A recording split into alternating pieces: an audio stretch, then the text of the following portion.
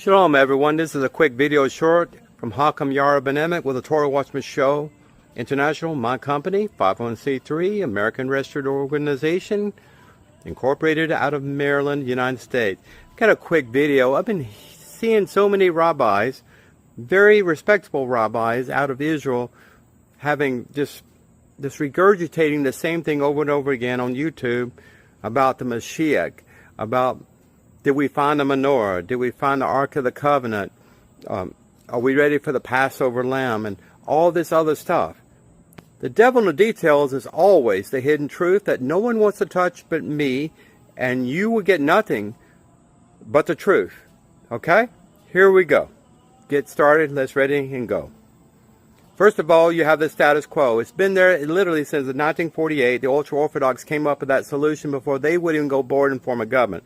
We probably wouldn't have had any government in 1948 if it wasn't the ultra-Orthodox, which are against Zionism, and that just hated Zionism in a passion. But they're there in the country at that time. They wanted the status quo. The status quo essentially means that there cannot be any new temple on Temple Mount until the Mashiach comes.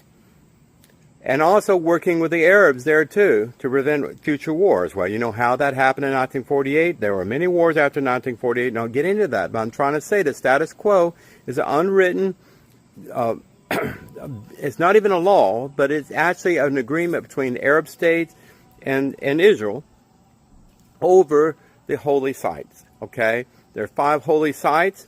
You know, Temple Mount, you have Rachel's tomb near Bethlehem. You have the tomb of the patriarchs in Hebron. You have Joseph's tomb, supposedly in Shechem, I believe. And you have, of course, Temple Mount Har Habayit.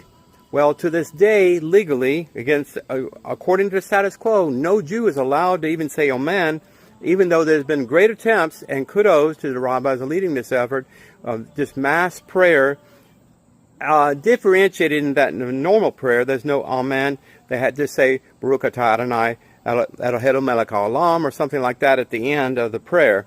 But there are pushing that envelope because Hamas is not tracking or managing Temple Mount like they used to before October 7, 2023.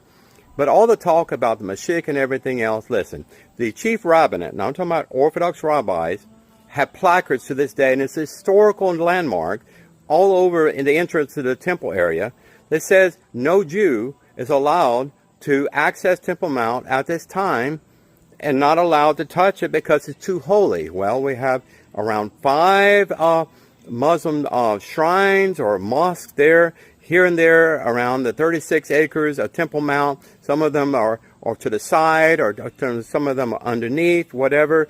You know the big Dome of the Rock. You have that fake Al-Aqsa Mosque there too, close to Kidron Valley. You have all of this here. So until you have bulldozers to go and move all that crap and all that garbage and all those idol and pagan things off the Temple Mount, we can't even talk about a temple, right? Until you get the chief rabbinate on board. You say, yes, we support a third temple now, that the Mashiach will never fix stupid. Until you have people saying this, other than me, nothing will happen until you rip apart the status quo and tell the Jordan Mufti, we will access all 5 of our Jewish holy sites. We don't care what you say. And we're going to annex all of Samaria, northern Israel, and all of Judea. Until we say these things, until we align ourselves and kick the Arabs out of the Knesset. Why they're there, I don't know. And the Arabs in the Supreme Court, I think the Supreme Court should be dissolved to this day. It's an unconstitutional, just anarchy of power. Judicial reform was tried before, and it caused a huge riot in Tel Aviv. Remember all of that, the Blue and White Party. So before we call upon the Mashiach, we need to build a bridge to Mashiach. We need to build a bridge to the third temple. Until we're ready to do these logistical things, which is all apolitical, and you say, oh, it's going to cause the next intifada, you know, the next holy war with the Muslims.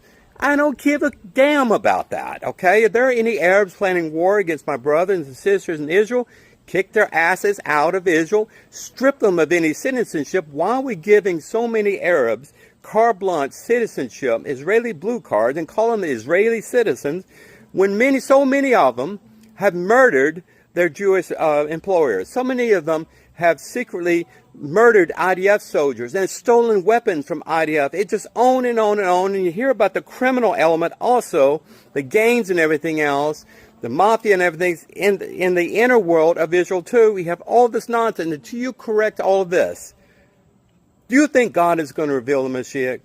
Are we truly ready? Are we committing to Shuvah, daily acts? I'm not talking about lighting Shabbos candles. I'm talking about how we love other people, how we're giving charity, how we are davening, without a minion, as an individual, and Torah first. That's all you got to say. And I got myself in a lot of trouble. Anyway, Hakam Yarvin signing out until the next time. Take care.